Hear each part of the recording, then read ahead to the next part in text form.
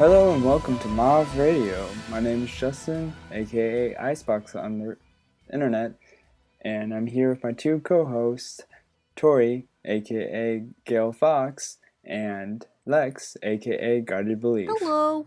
Welcome back to MAVV Radio, the unofficial radio of Mr. Vacuo Valen and Atlas. That would be MAVV Radio, which we are not.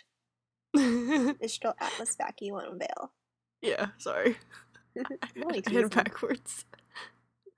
MAVV. That's our fancy French double. Fancy. Okay. Great intro, guys. Yep. So this week it was episode 9, 10, and 11, The Badge and the Burden, and the first episode of Jaundice Part 1. And before we go into the episodes, we're going to go over some feedback we got on Twitter and the poll. So we'll actually do the poll first. Last week we asked what was your favorite Grimm that was introduced in the last 3 episodes. In first place was Nevermore's with 40%. In second place was Deathstalkers with 22%. And third place was Beowulf's with 20%. And in last place was Ursa's with 18%. We got a total of 65 votes, so that was pretty awesome. It was pretty awesome. And also, where is all my Beowulfs? I voted for Ursa's. Where the fuck are you guys? You just can't, No. just deal that the Nevermore is the best. No. There's no Smokey the Ursa. I mean, he didn't stop that forest fire, so... He didn't even do anything to stop that forest fire. He didn't even do... What do you even do? He just stood there and watched. It's not his fault, alright? Yang punched him in the face. So. Only you can fight for it. And then we never heard from him again. Okay. Then there was fires all over the world. God. So, okay. But those responses, right? That explains season 3. Oh. Oh no, why would you say that? So everyone, thank you for putting your vote in on the poll. We'll have another one up this week. But let's go to our feedback. Alright, we got some feedback from, let's go first with Drew Schalger, at Drew Schalger on Twitter. He said, Miles and Carrie once compared Aura to the energy shields in Halo. They both recharge over time and strong hits can go through it. So that kind of touches on our explanation of the Aura and how it shields and breaks. And why the arrow went through. Well, the arrow went through after she broke. Yeah, so she did. I mean, she vulnerable. technically did break Pyrrha's aura, and then... Not to say if there was any little bit left, didn't really help much. Now did it? Nope. No. Unfortunately. I say taking an arrow at point blank. Also, you kind of like... Yeah, it was pretty point blank. Dang. Shot for the heart. Literally, that actually played in my head as soon as we were talking about this arrow. Oh. Oh, Pyrrha. And then we got another tweet from Afon Norum.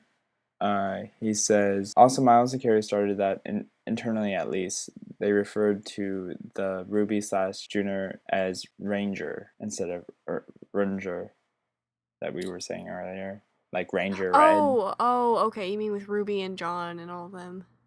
Mm-hmm. So they're referring to as Ranger? Ranger. Ranger. Okay, I can get... So. Like a lone ranger. But they're not lone. There's 4 of them. Yep. It's a team. Lone Ranger. I like it. It still makes me sad.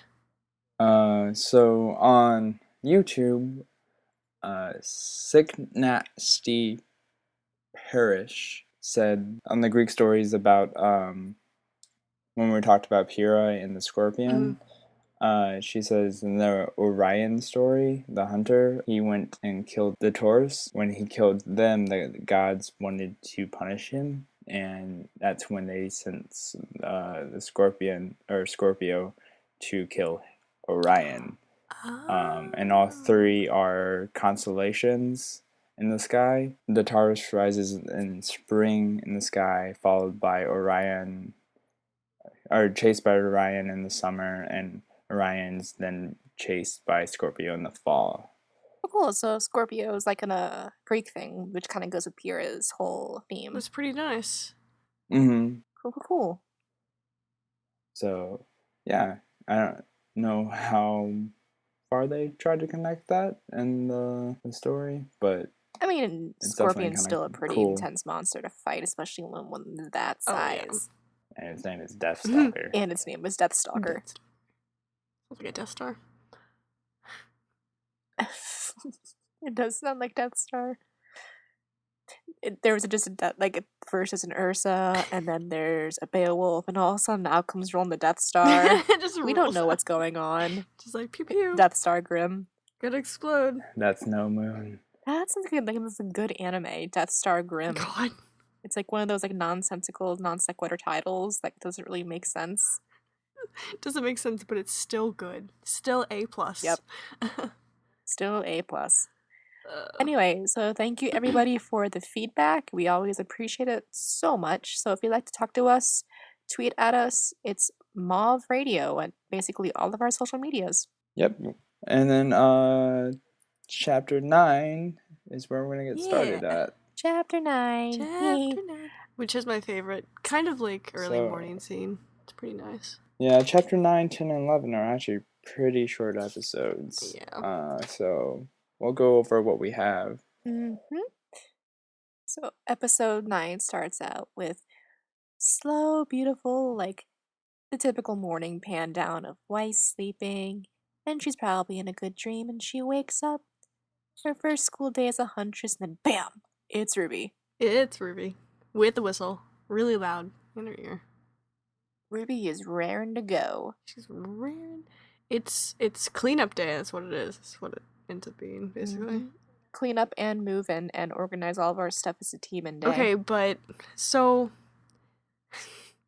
why the fuck does Yang have Pyrrha's shield?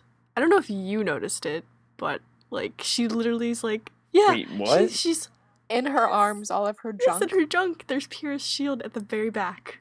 I don't know, maybe Pyrrha has a bit of a small fan Did, like- base. Or they just needed props Scraps to to fill fill Yang's it. arms.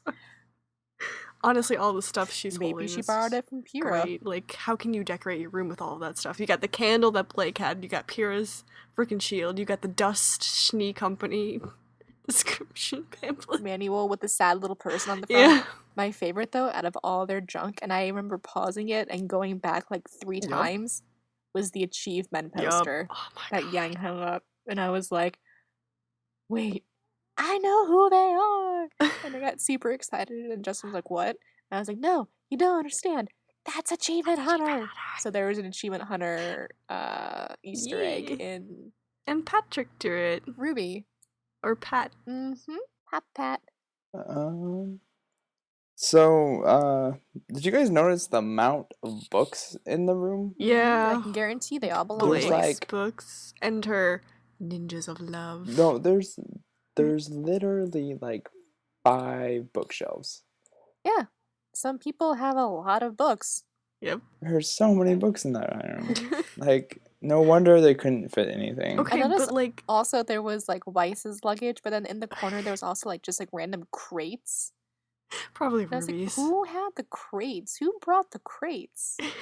Probably Ruby. Probably Weiss. Well, that is true. Weiss could have. Well, also no, been- yeah, Weiss had her luggage in the corner. Hers is white. Yeah, that's true. Uh-huh. Weiss's luggage is white, Oh. so But it was on the other side of the room. There was like just regular old crates of stuff. okay. But is Hmm. anyone gonna talk about the health code violations that's going on there with the bunk bunk beds I at mean, all? I don't think they're health safety violations. Probably Safety Health code and safety hazards. violations and safety hazards. fire hazards. Like Ruby's is literally maybe? hanging by ropes. Hers is From From where? the Where is the ropes I don't tied? know, but they're from the You ceiling. can't tie it to the ceiling unless there's like a ceiling fan, or like you have one of those like ceilings that you can like push up on. But like unless the ceiling is like some weird shape, the ceilings are flat, so I have Guys. no idea how I it's don't tied know. up. Unless it's like Spider-Man logic. Imagination. Listen. Okay, but It's held also, up by hopes and dreams. what if Blake needs to read one of her books she's got underneath the other books? Like, or the bunk beds where her and Yang sleep. What Yeah. the fuck she's gonna do? She's just gonna have to stare at it. Or like, Indiana Jones it. yeah, Indiana Jones it. I But just the one thing I do really enjoy about the room is how it's completely haphazard and like doesn't really like doesn't work in like the physical sense, but everyone still loves it and it's still roomy. And even though it's kind of like that crazy haphazard, it's home, and I think yeah, that says a lot about them. it's still Team Ruby's room. Yeah. It's unique and it's them. I think they got like their room got really like small comparative to like we see Team Juniper's room later, and it was definitely bigger than Team Ruby's. Was it? I don't really remember. They had all 4 beds spread out pretty well. Well, I don't. Like Did they ever talk about how much stuff they had? Because Team Ruby was like, "Yeah, we have a bunch of just stuff." That is true. They have just a bunch of stuff. They're the people in college that brought their TV and their couch and didn't remember how big the size of the dorm was. So like when both families showed up with all of their stuff, you're just like, "So do we use my couch or do we use Yours. your couch? I don't want to have to hold my couch back. So we're just gonna use both couches and we're gonna make it work somehow." That's what I think what happened. This is why I don't do dorms. I wish I had a dorm. Not really. No, But you. I did at the time, but I always stayed from home. And I was like, I love man. my bed. I love not having to wake up to roommates in the morning. Yep. so how with like both teams being there, how did everyone manage not to realize what time it was I just, besides Weiss? Who knows? they got lost Them being late for work. in their Uh, decorations. well, yeah, I get them, but Team Juniper like Who knows? would have totally missed class if Weiss didn't like barge on out. Who knows? Maybe But- they were doing something equally as important. That typical. Ren was making pancakes. Making Right. pancakes, making pancakes. Please do not harm the chef.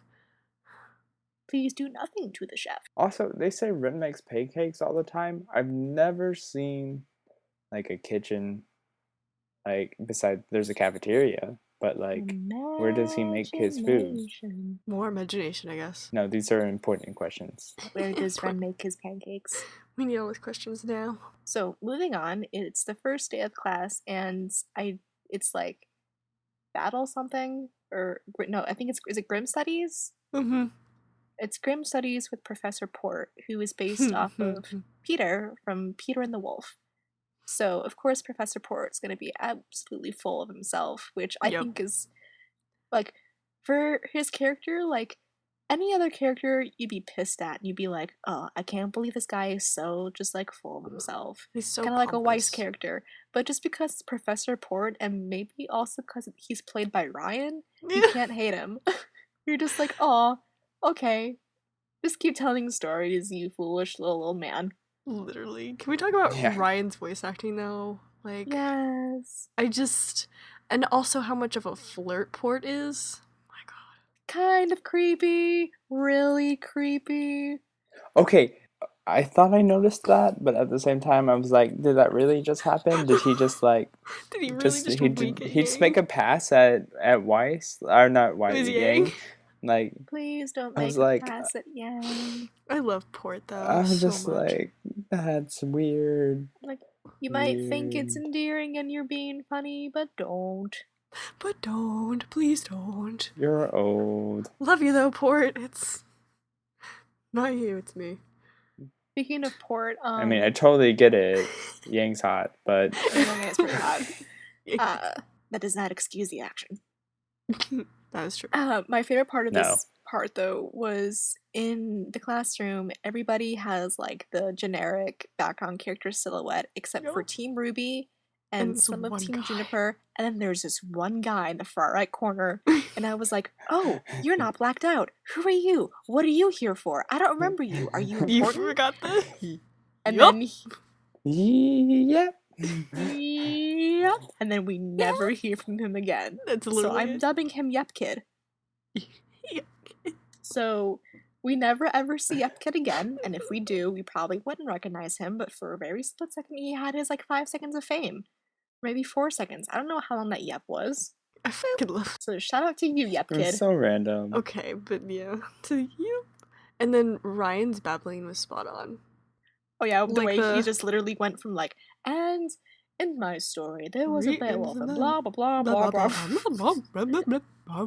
He literally just started blying, and like there was no effort of making like actual dialogue for that, but Yep. it was just so perfect for that moment. It was. And also during all of this, you can see how like childish Ruby's still being. Oh yeah. And not really taking things serious, but that's just not like a lack of interest. It's just a lack of maturity. Mm-hmm. I mean, almost probably too lack of interest. Yeah. I mean, like Port's lecture, it's it's Grim Studies, not Professor Port the novel. You know, like I won't lie, Yeah. I've also zoned out during lectures, and I've doodled. Speaking of doodled, can we talk about Patrick? You can't do that. She's the teacher.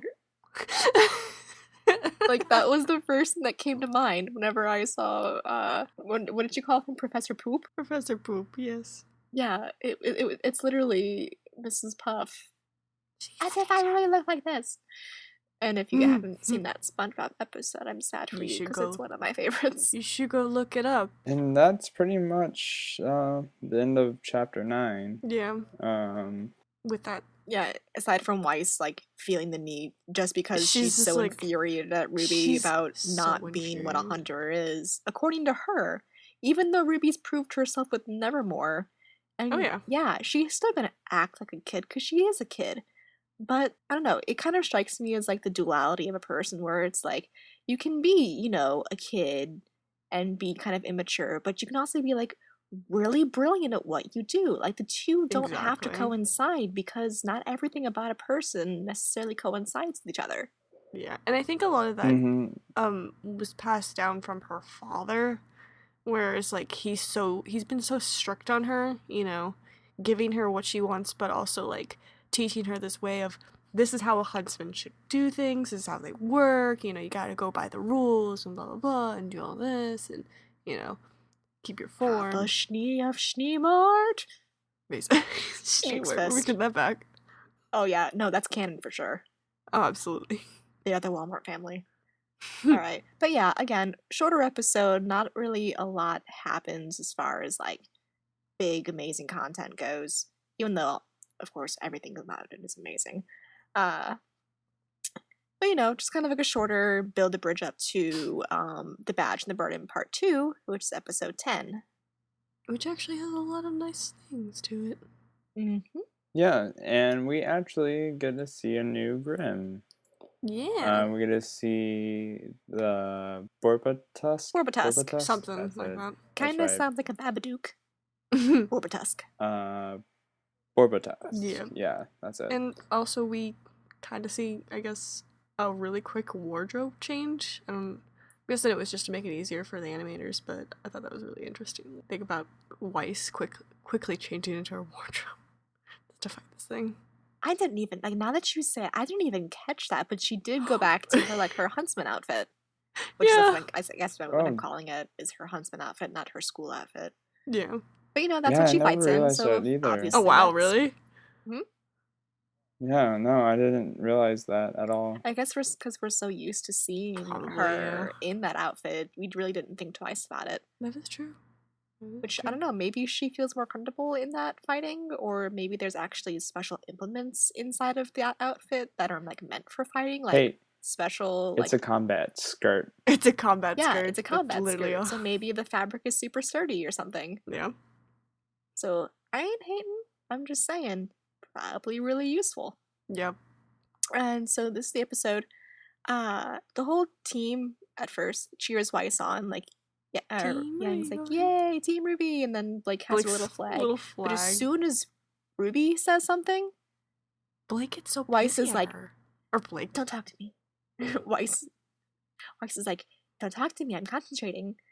And shut up, Ruby. Shut up, Ruby. Don't tell me what to do. Basically, she just like snapped at Ruby, and I was like, okay. And I get it because Ruby still kind of cheered her on when everyone else was quiet. Mm-hmm. But Ruby was also kind of like, hit under the belly. There's no armor there. And Blake, what does Weiss do? See that? No, you had me doing it. I'm sorry. Weiss is like, don't tell me what to do. And then she goes. And she gets all pissy and everything. And poor Ruby's just trying to be supportive and do what a good leader does. A leader rallies the troops and, gets them ready for battle. And, like, positions them in battle. And in a sense, that's what Ruby was doing. She was cheering on Weiss. And she was giving her the knowledge she needed to know to, do her little glyph thing and strike the Babadook pig in the belly. The boar. The Borbatusk. Borbatusk? Yeah. There that's what you I go. said, Borbatusk. Sure, yeah, we'll go with that. Mm-hmm. Yeah. So it's like, she's obviously doing what a leader does, but you're just so pissed at her that you're not seeing it. Yeah. Well, I mean, when we get into the next part, when both Ozpin and Port give their little lectures to them, Ozpin brings up the point to Ruby is that no one's going to follow you if you don't take things serious. Yeah. Right. And lead by example, which at that point, she wasn't leading by example. She was goofing off. She wasn't trying hard. So at that point in time, she wasn't being a good leader beforehand. And from that, she didn't get Weiss's respect. Yeah. And that's why Weiss kind of went over. Even though when it came down to it, Ruby is a good leader and was trying to help, she just had to get to the point where she got the respect of her peers. teammates. Yeah. It's also like, too. By example. Weiss kind of always had that attitude when she first heard Ruby get that leadership, because we saw that, like, shocked face. Like, she was like, what? At the team announcement. Yeah. Before we go completely out of the room, if Grimm disappear, how does Professor Port have stuffed heads mounted on the walls? I noticed that too, because I realized that, like, in the forest and in this fight, the Grimm, when they're dead, tend to smoke a little bit. Mm-hmm. And I'm not certain if, like, are you starting to dissolve into something? Or, like, what are you doing there? Because there's obviously no fire. Because at first I thought, like, when the Ursa was smoking in the forest, that was because Yang hit it with her gauntlets and it was, like, burning from, like, the shotgun pellets or just from, like, her semblance or thing or whatever. But then, like, Weiss has, like, the cold ice powers and the glyphs, and, like, nothing she did would have caused that to happen. So I'm kind of like, okay, that's something new. So I don't know, do they disappear when they die? Or if not, but he definitely has taxidermied Grimm heads hanging up on the wall. I wonder if maybe there's some kind of, like, dust thing, though, that can keep a Grimm. It's kind of like, how when you dust can obviously do a lot of things. Yeah, so kind of like how we can taxidermy animals and keep them preserved. Maybe there's a dust that they've refined and tuned to reserve a Grimm of sorts. Because I'm sure in the Ruby universe there are plenty of huntsmen who want to keep their killed Grimm as Professor treasures. Port proves it that there's obviously a great number of Grimm that are considered trophy Grimm. Yep. Speaking of Professor Port, I'm super, super happy that he was the one to call out Weiss. Same. He's like, you have a horrible attitude. I mean, you're a great huntress, but, it's, like, completely spoiled by the way you're acting, and no one's gonna make you your leader if you do that. Yep. Yeah, I was like, tell the truth, Port. Tell the truth. Preach your dad. But from that, we kind of learn a little more about Weiss's background, being given everything, being spoiled and given everything. Even though she like slightly denied it, but she kind of started to realize that it was kind of more true than she thought. kind of I think this is the point where we start seeing less of Weiss Schnee and we start seeing more of just plain Weiss that we all have really started to like. Because at the end of the episode, when she does confront Ruby, who is making the effort to study extra hard in her bed, and Weiss makes the coffee. Yeah, I was gonna say the bridge of friendship of coffee. Of yes. the offering of coffee. Friend coffee. And when she steps out of the room, she said, "I've always wanted bunk beds as a kid," which, said in that way, made it sound like that's something that she never got. So the girl who got everything in her life that she wanted and didn't get what she wanted in a bunk bed kind of makes me think that Weiss got everything she thought she was supposed to want. Yes. But then there's still part of Weiss who isn't Weiss Schnee, the heiress of the Schnee Walmart dust company, but just like Weiss who just wants to be just Weiss for who she is. Yeah. And that was the same point I was going to bring up. Something that Osmond said was like, he's messed up a lot more than any man, woman, child on this earth. How many mistakes you made, Osmond? Are you just saying that because you're old and you've had a lot of time, or did you really, really mess up once? Did you really? Yeah, so that's interesting. That's something to keep an eye out for. Yeah, I had that written down too, so I was like, He's almost like a very Dumbledore character to me. He's very, super complicated and like not what he seems, and old. Old. I'm really glad that I recently watched all the Harry Potter series, so now I can actually understand those references, what you guys are talking about. Oh yeah. Good, yes. I get it now. That's good. Yay. And the way they superimpose that conversation too, even though there was like two completely separate conversations going on, the way they kind of like did the cuts to that, the editing cuts, made it sound like it was almost one fluid conversation about the same topic, which I guess in a sense kind of was about leadership and like teamwork. Because it came hand in hand with each other, between the two conversation. I don't know, the way they decided to edit that out, or edit that in that way that they did, was really cool, and I think that was one of my favorite things about the episode. The editing was really top. Yay, editing! Also, I just really like the fact that Osmond took the time. Like, he's the headmaster. Like, he's supposed to be a busy guy, but he, like, I don't know, it was just because it's Ruby, or it's just because it's Osmond. Just like took the time to like talk to Ruby Ruby about it. Aspen also takes the time to watch children get flown through the air in the morning and sip his coffee, so he's gonna take time out of his day to kind of patrol around and talk to people. I think it was a little bit of both of what you meant, because it was Ruby and because it's just Osmond. You never know. Yeah, no, I liked how the teachers are very supportive of the students, which you don't always get.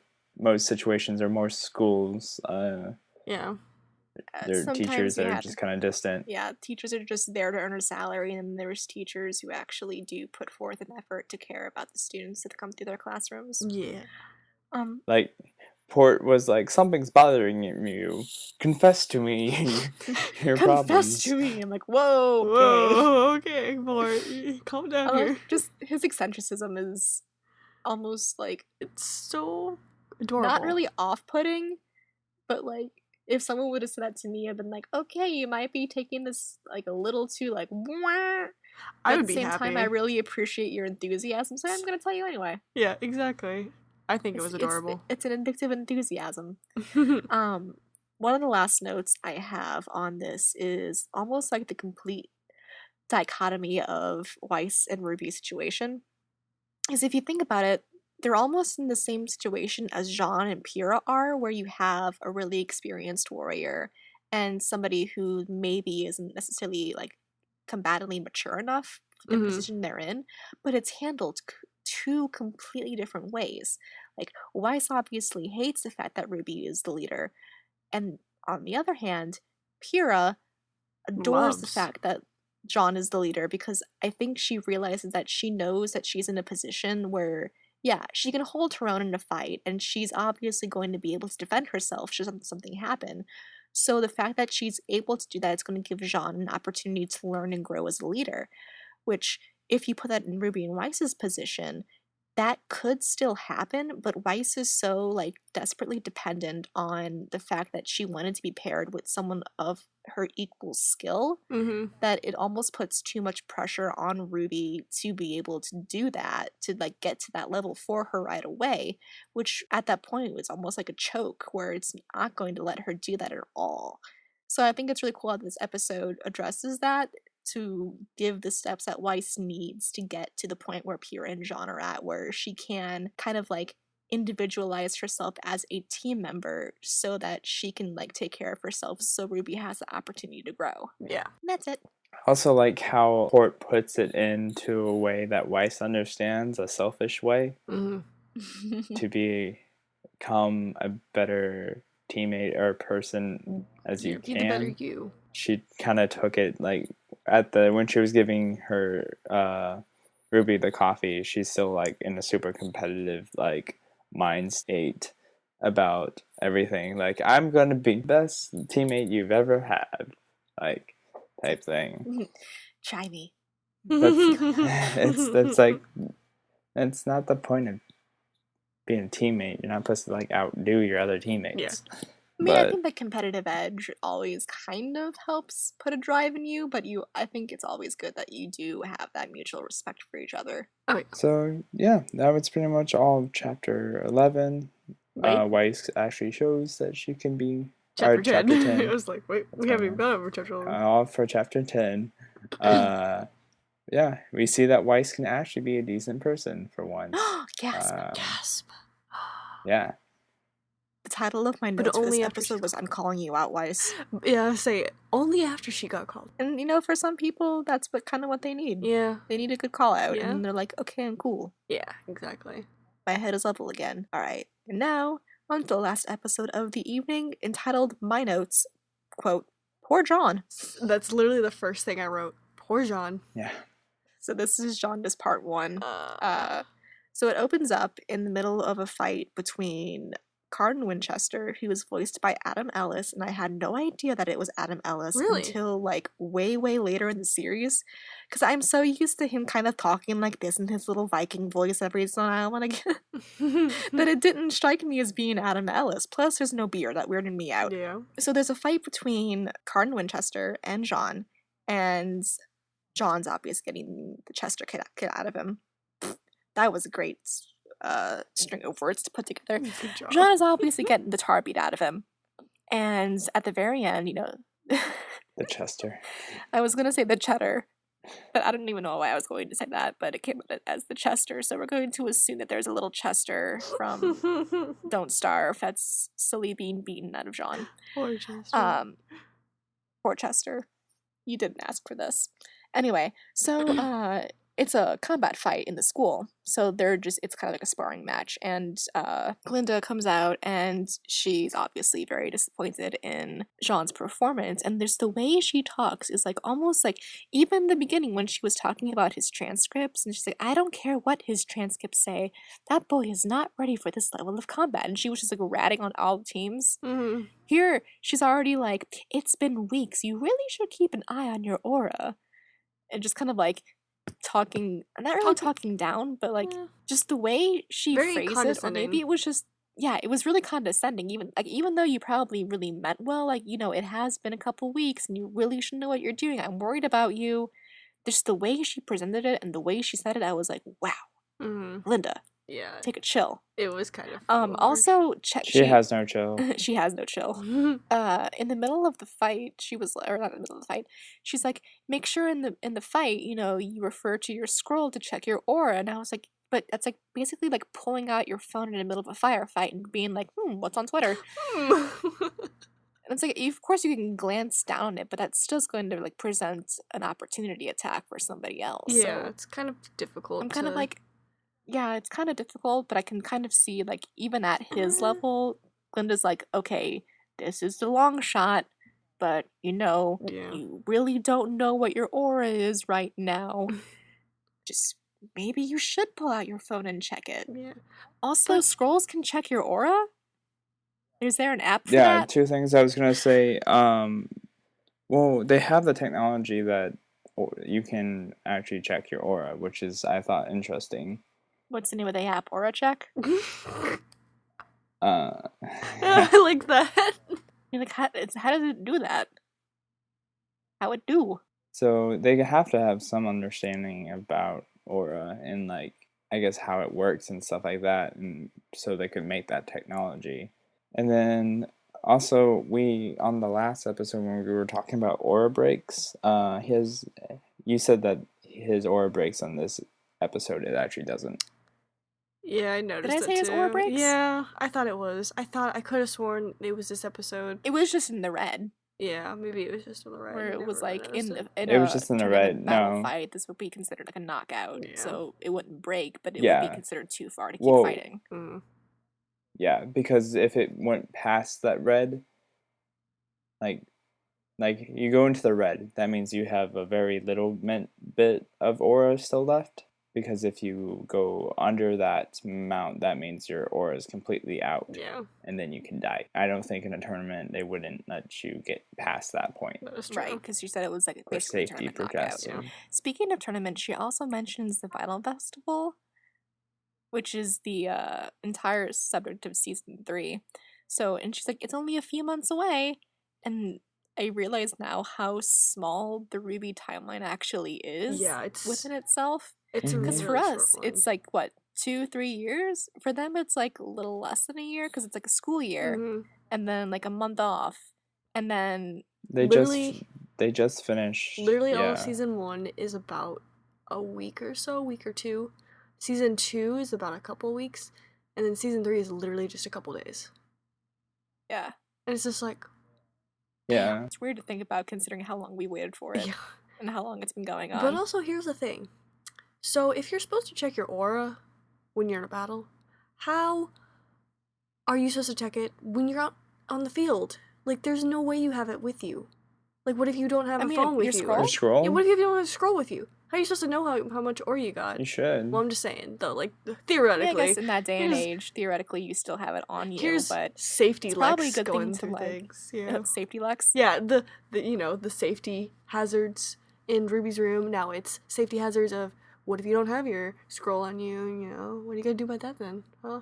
They need watches. I guess maybe it helps, kind of like a reference tool, where if you feel yourself getting a certain way and you kind of check it and see where your aura is at that moment, when you feel that again, you know where about that time in your aura where you're at. See, I thought it would make sense more if it was like a watch type thing. I kind of want if them you to could have like that, yeah. just look down at your wrist and it would show it. So an eye watch or an eye scroll watch. It's a scroll watch.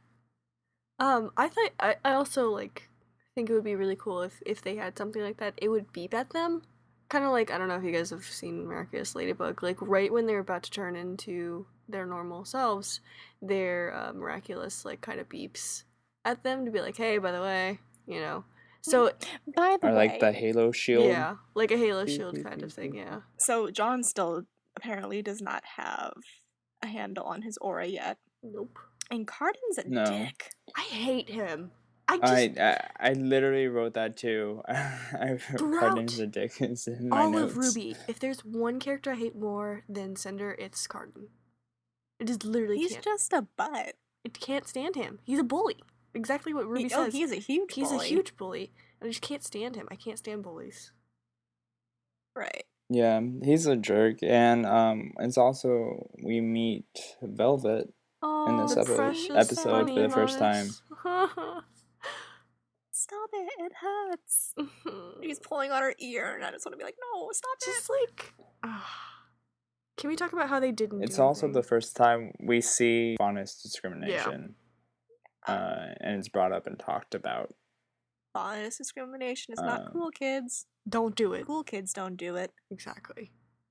Cool kids are nice. This is also Nora's recurring dream about her and her and Ren fighting Ursa and making rugs out of it. Well, I mean, to the point where Ren starts correcting her.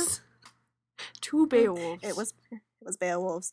There was Ursa. It was Beowulf's. They were surrounded. They surrounded us. There were two of them. There was two of them.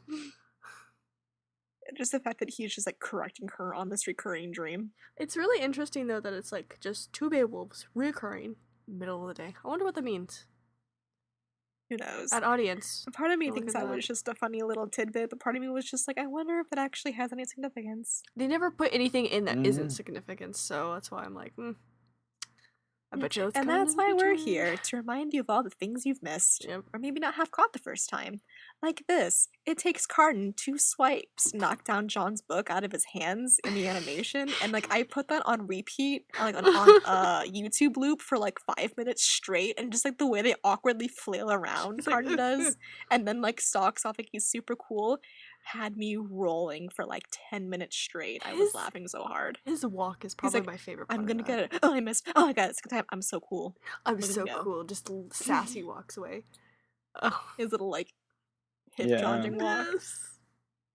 I love that. And then the locker was really upsetting. Oh man, the locker. The fact that it's like, hey, we threw this in because we wanted to show you guys this is what they can do. People can survive a locker flight. Yep. And then hey, you're if like, Indiana Jones could survive being blown by a nuke in an old radiated refrigerator, you can survive a locker rocket. Yeah, that's not really what I was talking about though. I mean, it calls to like another time he gets flown away out rocket locker. The rocket locker in season 3, which is the saddest what Pierre uses to give Jean an escape.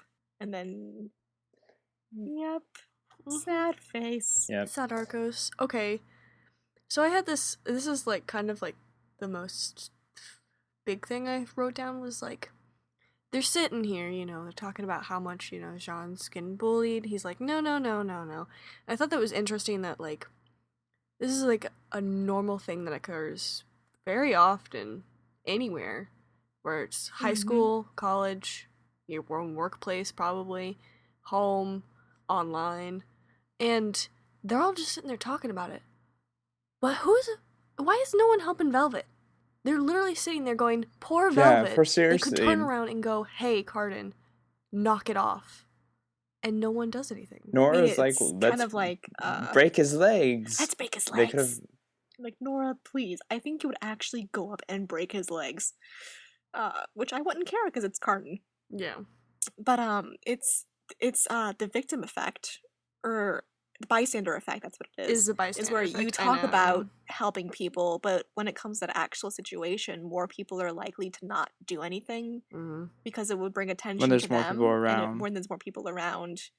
But everyone assumes everyone will assume someone else will do it. And then therefore no one will do it. And that's bystander effect. Kind of like, it was really hitting the nail on like the subject of like bullies. Of the fact, like, here's this scenario, here's what they're actually talking about it. This is actually something that happens, like, And I know a lot of people probably didn't read into it, but I was just like, God, this pisses me off so much. Part of me wonders if there was, like, we do have Team Ruby and Team Juniper talking about it in their own little hub, but part of me is like, the cafeteria is full of people, but how many people aren't helping because she's a Faunus? Yeah. So who knows? Speaking of Faunus, my last note of the evening is when Yang says it must be really hard to be a Faunus, and like the next shot after that, Blake's face is right back in her book. Well, just like, no one look at me, please. I don't know so much if that was like her turning to that. I think it was just like she kind of like was reading it and was paying attention to the conversation, and now they were kind of done talking, they just like kind of went back to doing it, to like doing whatever. I can see it go both ways. But part of me was just like, poor Blake. That could have been you. Yeah. So you're just gonna hide back in your book and be like, no one look at me, please. That's why I wear a bow. Yep. Well, that's all the notes I have for this week. It's a pretty short episode this week. Yeah, so again, thank you for everyone who has listened and shared our podcast. We have some news for next week. We are going to have a special guest, the creator of Dun Ruby, and also on Tumblr as Universe. our friend Uni. So just look out for that next week. It's gonna be great fun, great times. Yeah. Super excited about it. And Ruby News. Ruby Chibi? Should we discuss it finally? Because Yeah. we didn't discuss it last episode. I was kind of sad. Yeah. I know, I'm just freaking excited for it. Oh my god. So excited for it. Oh, So, super cute. I'm really hoping for more slice of life kind of Ruby things. That's what I want. I want those tidbits in between. Mm-hmm. Chibi John. Chibi Arcos. The other thing to remember is if you haven't bought your tickets to go see Ruby in theaters, I know a lot of people are still waiting, trying to get those last couple numbers to get the theater in their places. And I think that ends in April 27th or something. I think it's on April 27th. There are right? some that are ending the 13th. I know the ones near me were ending pretty close to next week, like the end of next week. So make sure you guys like really check into the Ruby screenings around your area, because check on Tug, find your screen, find the local screen for you guys. It's not really hard to like search the site. It's really easy to find your location. So go ahead, if you really want to go see Ruby in theaters, plug that in, find where you are. It's really easy to sign up, pay for. And invite friends so you can see it. Yeah, so. make friends, do meetups. Spread the Ruby love. Spread the Ruby love. It's season 1, so anyone can go and see it. And there's extra stuff. You also, not only do you get extra stuff, you get special items. So special items. Hop on that. All right. Well, thank you everybody, and we will see you next week with a special episode. This has been MAVV Radio signing off. Bye. Bye.